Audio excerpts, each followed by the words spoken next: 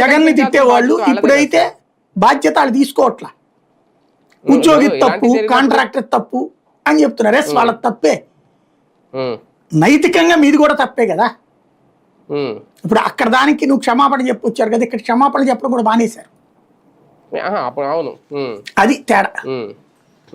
కానీ ఒకటి సార్, అంటే ఇక్కడ వాళ్ళు కూలిపోయింది నాణ్యతలు. ఇక్కడ చిన్న ఎగ్జాంపుల్ చెప్తాను సార్. ఇప్పుడు మీకు తెలుసు ప్రసాద్ స్కీమ్లో మొత్తం దేశవ్యాప్తంగా అన్ని ఆలయాలకు ఇలాగా డబ్బులు కేటాయించారు, ఇచ్చారు.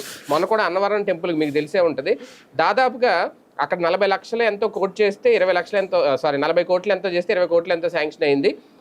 దాదాపు అక్కడ టెండర్లు ఇవ్వడానికి రాజకీయ పార్టీలు ఇన్వాల్వ్ అవ్వడం వల్ల దాదాపు కొన్ని నెలల పాటు దాన్ని ఆపేశారు. రీసెంట్గా మొన్న ఇచ్చారు, లాస్ట్ మంత్ అనుకుంటా శాంక్షన్ చేశారు, టెండర్లు ఖరారైన ఇప్పుడు ఏదో పనులైనా మొదలవుతున్నాయి ఈ నెలలో.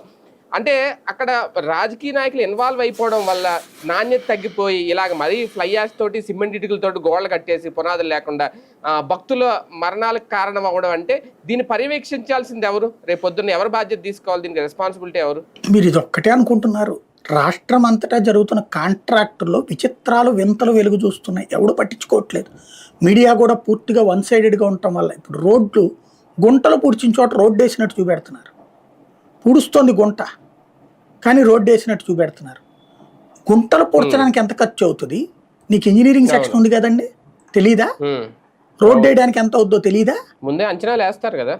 అట్లాగే ప్రతి పని కాంట్రాక్ట్లన్నీ పార్టీలే తీసుకోవాలి, అధికార పక్షంలో ఉన్న వాళ్ళే తీసుకోవాలి. ఇందులో మళ్ళీ తెలుగుదేశం జనసేన మధ్య కొట్లాట్లు, బీజేపీ వాళ్ళు డామినేషన్ నుండి ఆదినారాయణ